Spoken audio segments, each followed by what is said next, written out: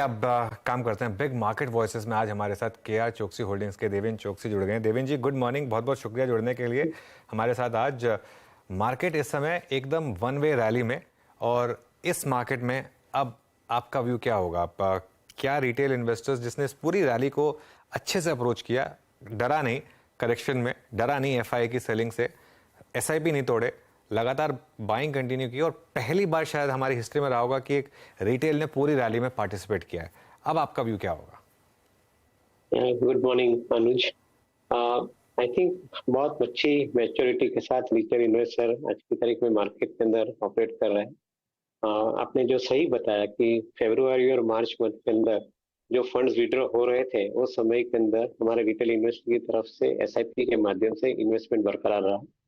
और eight the same time जब भी अप्रैल और मई महीने के अंदर मार्केट के अंदर एक काफी अच्छी रैली आई, पर्टिकुलरली मिड कैप स्टॉक्स के अंदर, और even partly in the month of June also, तो ये जो रैली है उसके अंदर मिड कैप इन्वेस्टर ने प्रॉफिट बुक भी किया है। तो आई थिंक एक बहुत बड़ी मैच्योरिटी का कारण है कि आप नीचे के टाइम के अंदर मार्केट में डगे नहीं हो, लिए भी माल परचेज भी किया, इन्वेस्टमेंट भी किया है, और जब भी मार्केट के अंदर प्रॉफिट बुक करने का अवसर आया तो आपने प्रॉफिट भी बुक किया है।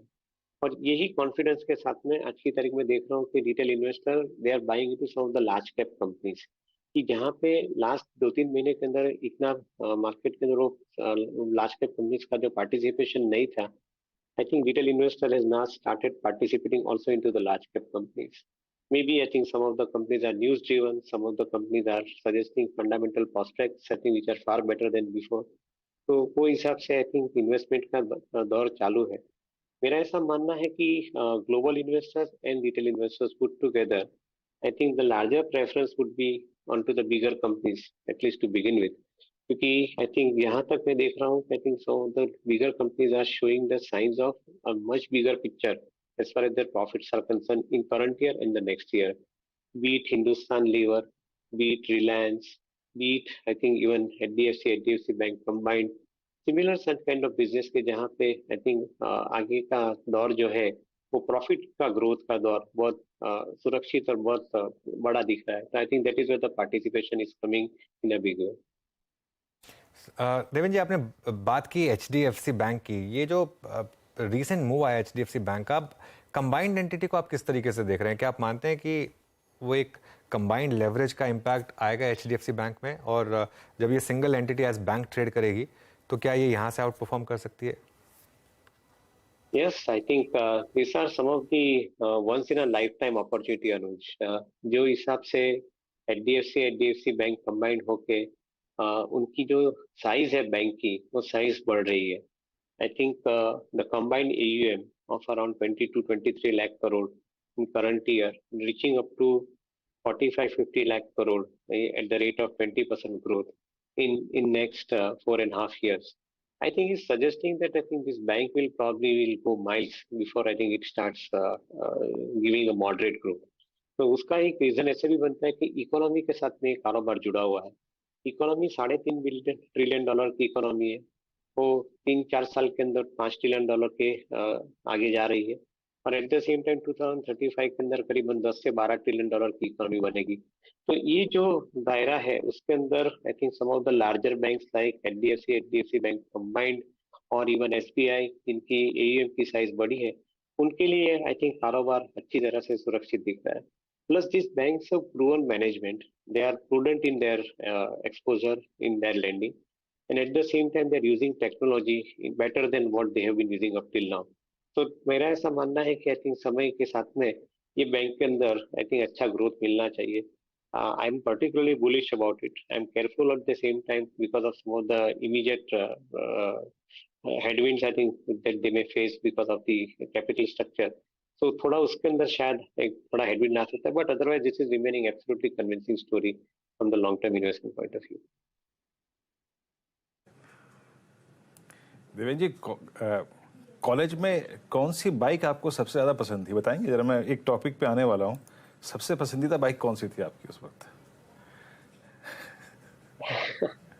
मैंने इतनी बाइक यूज नहीं की है, बट आई थिंक जब भी मुझे फर्स्ट टाइम लाइसेंस मिला कॉलेज के बाद, कॉलेज में एंटर होने के बाद में, तभी वो समय के अंदर बजाज की कावासाकी थी और एक टीवीएस सुजुकी की बाइक हुआ करती थी।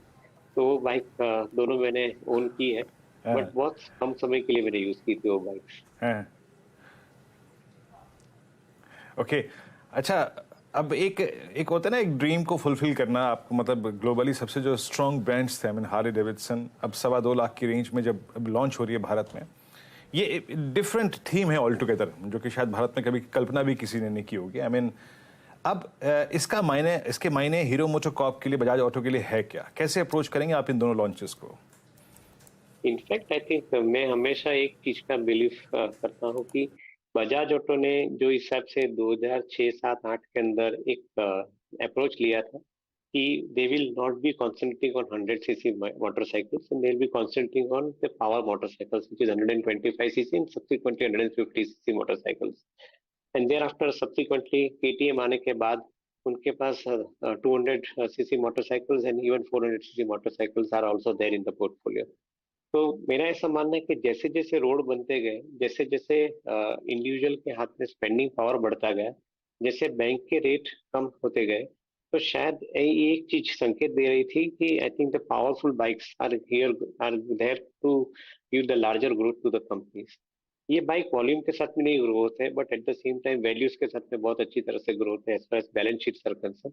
So that is what also we have seen in case of Bajaj. For 15 years, I think they have been demonstrating sustainable higher margins in this particular bikes.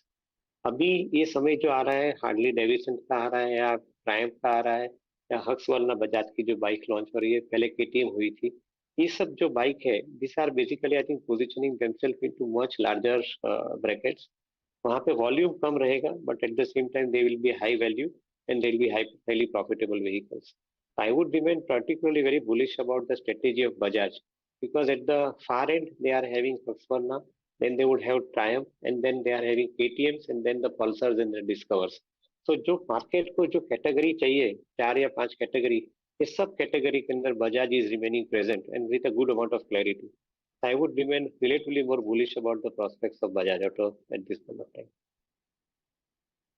Okay, मतलब बिल्कुल clearly अगर आप देखें, clear thoughts से आपके Bajaj auto पे आप super bullish हैं, उनकी स्ट्रेटजीज और आई थिंक उनके प्रोडक्ट लॉन्चेस से। अच्छा देवेन जी, कल लोरा डेवलपर्स ने अपने अपना क्वार्टरली अपडेट दिया, वो स्ट्रॉन्ग भी था, और आज आप देखिए रियल स्टेट पे ऑलमोस्ट डेकेड हाइट पे ट्रेड कर रहा है। डेकेड क्या मतलब, लगभग 12-15 साल के हाईएस्ट रेट पे रेंज पे ट्रेड कर रहा है। लोग DLF, Obra realty, Godrej property, सब में काफी स्ट्रॉन्ग स्विंग है।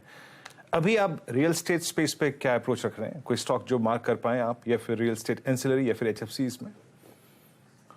तो आई थिंक रियल एस्टेट की जो तेजी है, वो तेजी मेरे ख्याल से 1 या 2 साल की नहीं है। मैं जो हिसाब से देख रहा हूँ, ये तेजी मुझे लगभग अगले 5 साल तक क्लैरिटी मिल रही है।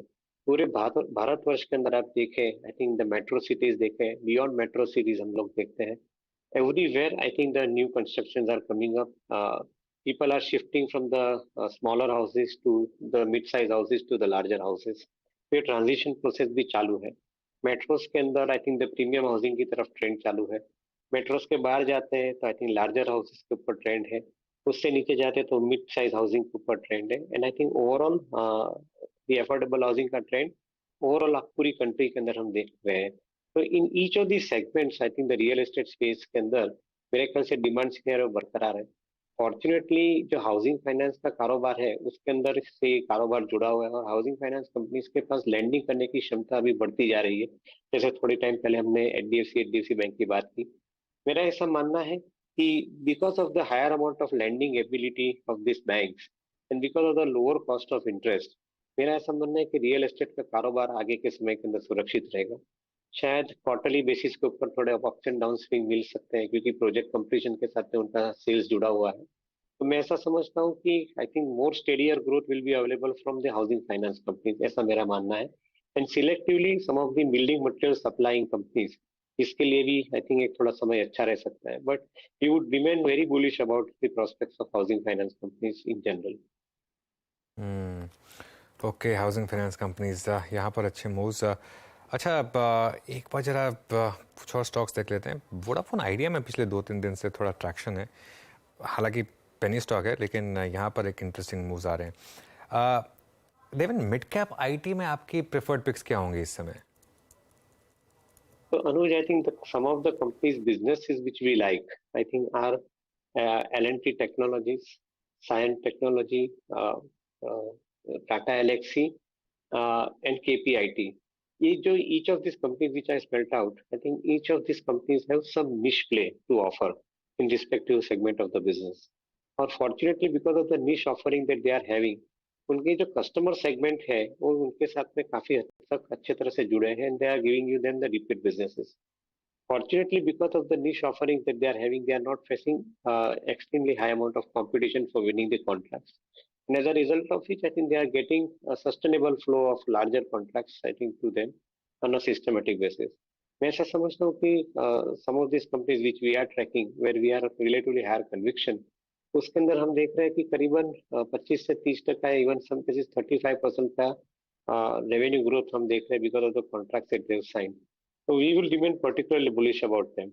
However, in the near term, some of these companies have actually achieved their price target. As a result of which, I think they may struggle to score higher amount of price, I think, as far as the market is concerned. But their profit and the ability to generate higher profits in next 3 to 5 years would remain extremely high, and that is where we are convinced. Maybe I think corrective market के अंदर कभी opportunity मिलती है, जैसे last फरवरी और मार्च में मिली थी अभी 4 महीने पहले, वो अपॉर्चुनिटी शायद हमें मिलती है, तो इसी अपॉर्चुनिटी के अंदर some of these companies would remain really an attractive proposition to buy in the portfolio.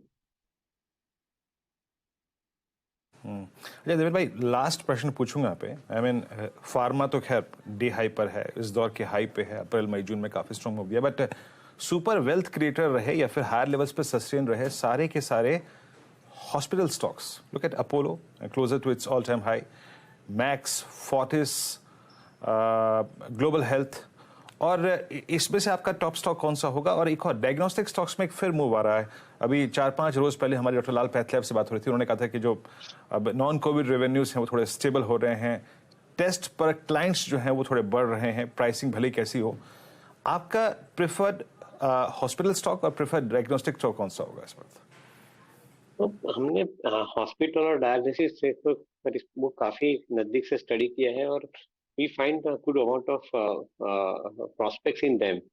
But I think ऐसा एक चीज हम ऑब्जर्व कर रहे हैं कि hospital stocks they have, I think, a typical character of higher amount of capital infusion requirement from time to time for expansion of the bed capacities.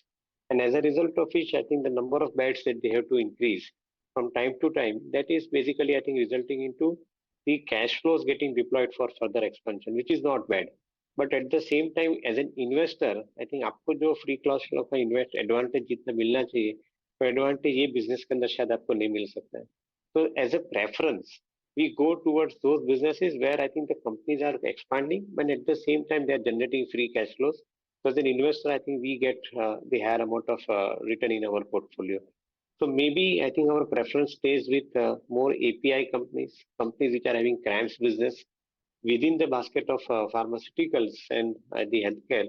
We find, I think, this particular proposition more appealing than merely the hospital stocks or the diagnosis stock. ये stocks शायद कभी valuation से कम होते हैं तो definitely buying की opportunity अच्छी बनती है to trade at the lower valuation. But otherwise, for sustained growth, we find ourselves more comfortable with the companies which I have mentioned in API as well as in CRAMS business. Okay, चलिए देवेन जी, बहुत बहुत शुक्रिया आज हमारे साथ जुड़ने के लिए.